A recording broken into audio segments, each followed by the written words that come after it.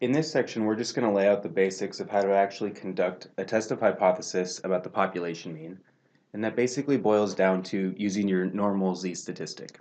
So first of all, we're going to walk through a two-tailed test because it's a little bit easier. Two-tailed test is over on the right of your screen. To do a two-tailed test, you have to define your null hypothesis, your h naught, and that's where you're setting your mu to a mu naught value. So your null hypothesis is that mu is equal to that mu naught value.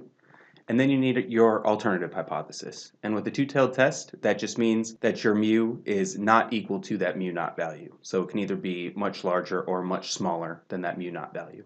To create your test, you create a test statistic, and you can have two possibilities for that. If you have sigma is known, you create just your standard z with x bar minus mu divided by sigma divided by square root of n.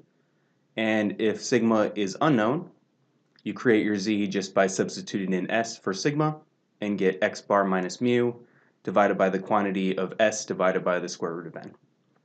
And then to reject your null hypothesis, you test to see if your z value, the absolute value of your z value, is greater than that z sub alpha over 2. So that same z alpha over 2 that we've been talking about for all of your confidence intervals and things along that nature.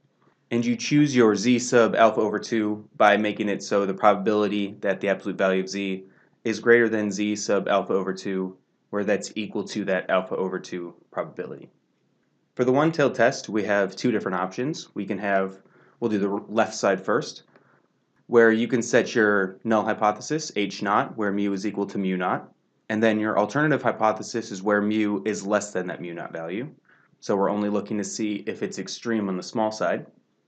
And then your test statistic is the same that we talked about on the two-tailed test. It's that z value with sigma known. You have z equals x bar minus mu divided by sigma divided by the square root of n. And if sigma is unknown, you have that z of x bar minus mu divided by s over square root of n. And then our rejection region is if z is less than that negative z sub alpha level. And note that it's sub alpha, where on the right side we were talking about alpha over 2. Since the one-tailed test, we're making all of our error on one extreme, so we have that z sub alpha and not alpha over 2. And then again, that's where the probability of z being less than that negative z sub alpha is equal to that alpha. So we're setting our error at alpha, and we're setting that negative z sub alpha value so that we have that error level. For the other one-tailed test, we do the null hypothesis mu is equal to mu naught, and the alternative hypothesis is that the true mu is actually greater than that mu naught value. We use the same test statistic depending on if sigma is known or unknown. And then our rejection region is if z is greater than that z sub alpha.